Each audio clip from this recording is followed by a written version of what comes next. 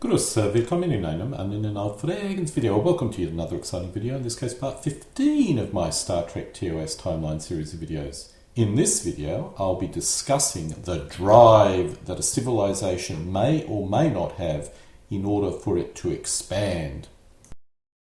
One of the interesting points about Star Trek TOS is how some races expand and some just seem to stay on their own planet. While we have many examples of races which go out to create empires, especially in the past, when you look at the fan map of the Star Trek universe, you'll be struck with how the map is dominated by the Federation, Klingons, Romulans and Cardassians. Putting the Cardassians aside, as they do not exist yet in TOS, we have four races which have gone out to create multi-system political entities. In TOS, the Federation is overwhelmingly dominated by humans, and in almost every example, only humans are involved in colonisation.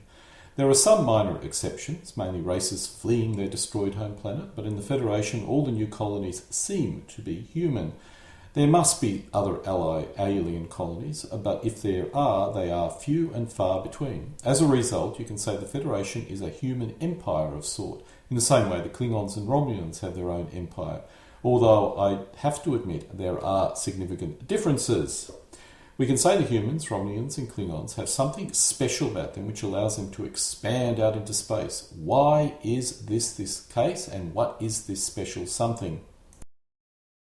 Of course, we know the real answer to this question. Makeup is expensive and the producers need to make most people human with a few aliens only. The other answer is a galaxy filled with alien races would result in the TV simply ending up focusing on endless conflicts between different strange-looking races in space, which would be difficult for viewers to keep track of. There may be other reasons, but putting that to one side, let's assume the TOS script accurately described the reality of Star Trek space. In this case, how can we explain the lack of drive for most races to go out and expand into space? I will obviously not be considering civilizations which were destroyed, or are collapsing, or are declining. I will not be covering civilizations which have disappeared, even if they've left something behind, such as robots or androids. I'll also ignore races which are on the path to transcendence to a non-corporeal state. Because of this transition, they all retreat to a single planet, but in the past they most certainly expanded in space before getting bored with the whole thing. I'll group the Telosians in this bucket as well. I'm also ignoring the two civilizations from the Andromeda galaxy. I have enough keeping track of the Milky Way, let alone another galaxy. First, let's deal with the simplest civilization type, those which lack the technology to light a light bulb, much less build a spacecraft. I suspect this rather handsome specimen from the planet Rigel 7 lacks the technology to start colonising other planets. The people of Capella 4 are similar. No spacecraft here, but lots of big husky men. The people of Gamma Trianguli 6 don't even know where babies come from, much less being capable of building spacecraft. While rather smart, and eventually they would almost certainly achieve space travel, the people of the Roman world have no spacecraft yet. The inhabitants of the Paradise Planet, which I call Apella, have no spacecraft as well, although they are getting guns. The inhabitants of the Gangster Planet are smart, but not smart enough to build a spacecraft yet. The people of Omega 4 have lots of furs and semi-naked inhabitants, but no rocket ships. The Earthlike Planet, which had a primitive race on it similar to the American Indians, are interesting. There is an alien object on the planet, so there must be another civilization somewhere with spaceflight, but not this civilization. Gem is an empath from a planet threatened with destruction due to a nova. As the nova was going to destroy a civilization, her planet cannot have interstellar spaceflight, but you never know, may have interplanetary capacity. I suspect that based on her clothing, the green-skinned people of Orion also lack the technology to create a greater Orion empire. But the people of Orion may have space capability, especially if the Orion pirates are from the same place. On the other hand, the Earth colonised at least one planet in the same system, which seems to imply they lacked space capability or only gained it recently. We do notice that there are a number of civilizations with interplanetary flight, but which lack interstellar capability. The people of Zeon and Ikos are good examples. They have interplanetary capability, but no interstellar capability. I suppose it's good the pseudo-Nazis have not expanded beyond their solar system. MNR7 was able to colonise Vendikar in 1564, but never took the next step to leave their own system. They ended up in a massive war, but before that they had 200 years to develop interstellar technology and leave their system, but they did not. Perhaps the nearest star was too far away, or perhaps they never thought it was possible, so never tried. They simply lacked the drive for some reason. The people of Elis have only just developed interplanetary flight, so they may have the drive, but no opportunity to execute it, at least yet. The people of Troyes, which are in the same system as the people of Elis, have only just developed interstellar spacecraft flight, which is the same situation as the people of Elis. They may have the drive, but they haven't had the opportunity to pursue it yet. By now we've identified a host of alien races which simply lack the technology to expand out into the galaxy, but some races seem to have all the necessary ingredients and fall flat for some reason. The people of Beta 3 had a reasonably high level of civilization in 3736 BC, but because of war they declined and became static. They may have had space flight before they declined, but this went obviously nowhere. The First Federation was very advanced and possessed interstellar spaceflight, yet why they did not expand out, I'm not sure. While we only have a home planet, or a single planet, perhaps they do have a couple of other colonies. On the other hand, and based on what Baylock ended up looking like, perhaps they are beginning the journey to a non-corporeal state. Regardless, there is no First Federation Empire. The Gorn are advanced and have spaceflight, as well as claiming other planets. The race is simply a slow expander, or has only just started their outward push, but this race seems to have the drive to some level. Here we have another alien race with interstellar space travel, in this case the Tholian Assembly. This race has a multi-planet political structure, but like the Gorn, may have just started late in the game or a slow expander, as whatever they possess is fairly small.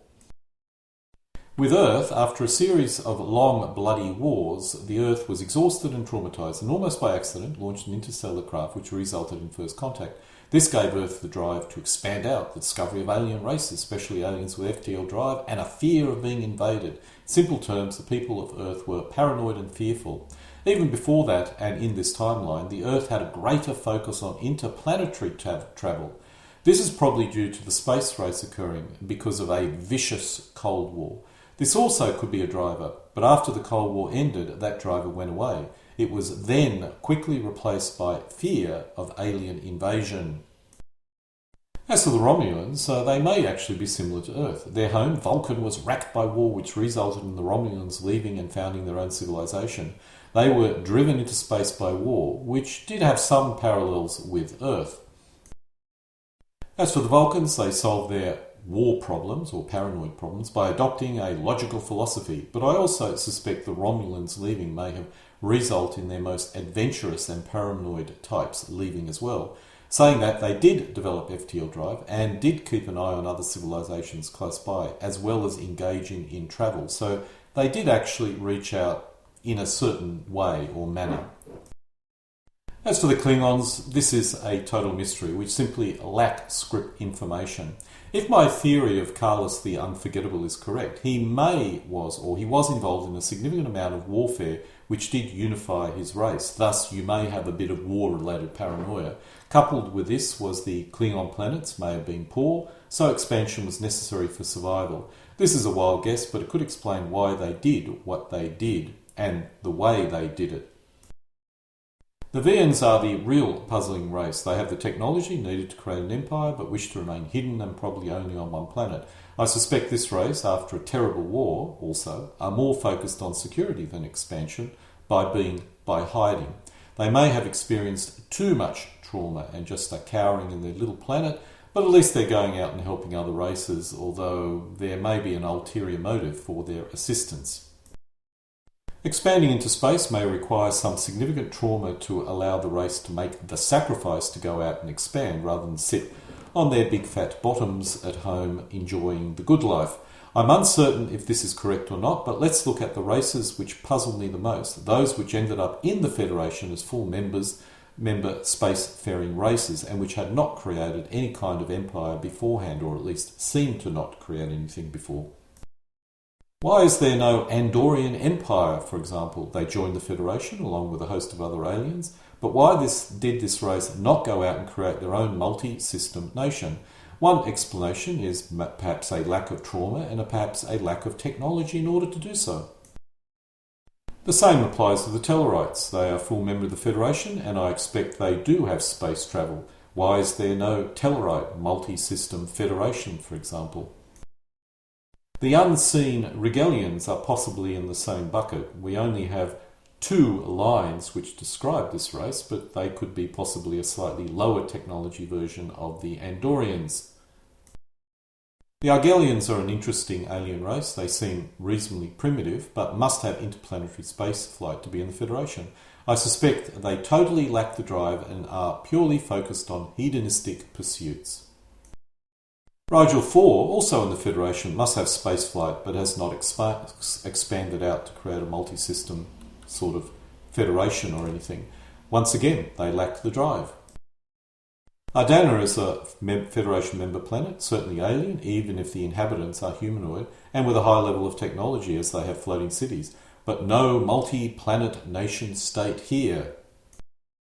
Gideon is an alien planet, which is not part of the Federation, but probably within Federation space. They seem to have the technology to create spacecraft, but have not. As they were so overpopulated, I am uncertain why they did not expand. But even in Star Trek, it's hard to move millions of people around the galaxy, so they may not have seen it as a solution to their problem. This point is a key factor I'll come back to, which could explain why there are so few races out there which have gone down the Terran path of colonising lots of planets with their own people. The Vulcans seem to have spaceflight of a sort, but have not expanded. They are a pacifistic race which are not part of the Federation, and they certainly lack the drive to create a multi-system federation of any description. Civilizations which are too primitive and lack the technology are easy to exclude, as they never possess the capability. But civilizations with the technology who have not expanded are more difficult to explain, especially if they exist in great numbers. Perhaps they do not. If only 4 to 6 civilizations did expand when they possess the technology, we can expect that number of civilizations to possibly lack the incentive and not expand.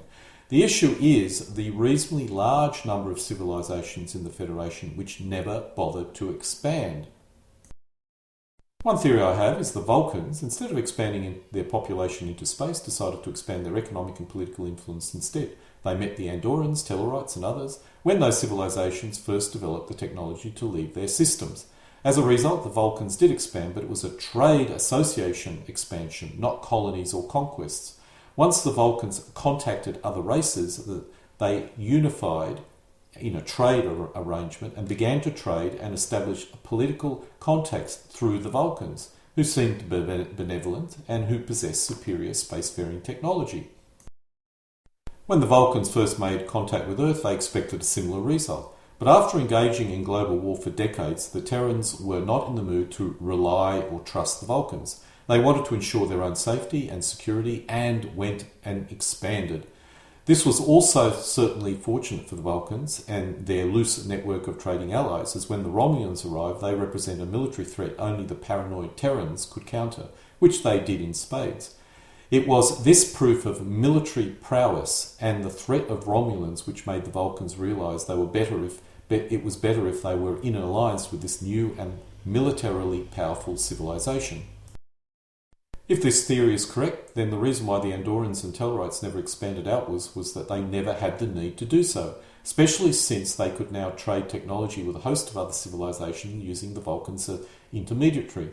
I suspect they would have eventually done so, but by then all the best planets may have been taken by the Terrans and the chance was lost forever. Although as a member of the Federation they become part of a much larger community, so their people could travel to lots more planets regardless. The other thought is that colonies don't benefit the home planet. It's not possible to ship enough people off a planet to reduce population pressure, and any colony founded needed an enormous amount of support for a long time before they could contribute anything. I estimate it takes about 100 years. The Andorians and Tellarites simply saw no point in doing this.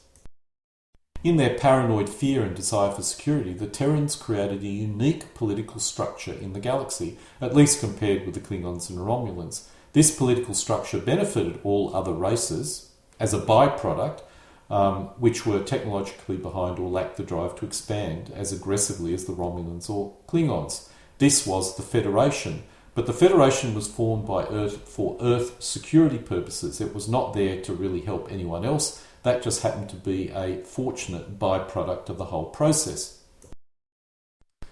As for the Romulans and Klingons, if my guesses are correct, they resided in a poorer and lower density part of the galactic arm, with void towards the central galactic centre behind them.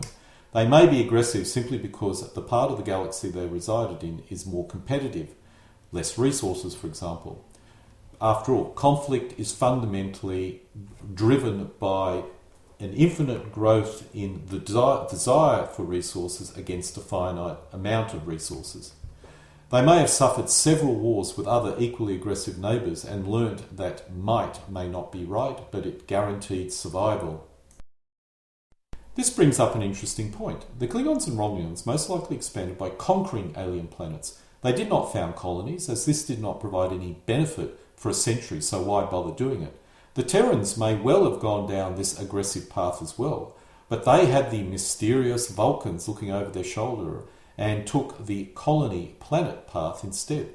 It was a long-term solution, but a paranoid and traumatized civilization may well not have worried about the short-term costs as long as there was long-term security benefits. There is a lot of speculation in this video and a lot of assumptions, and a lot of my assumptions may be totally wrong. But this highly speculative and loose theory does seem to fit the facts as we know it.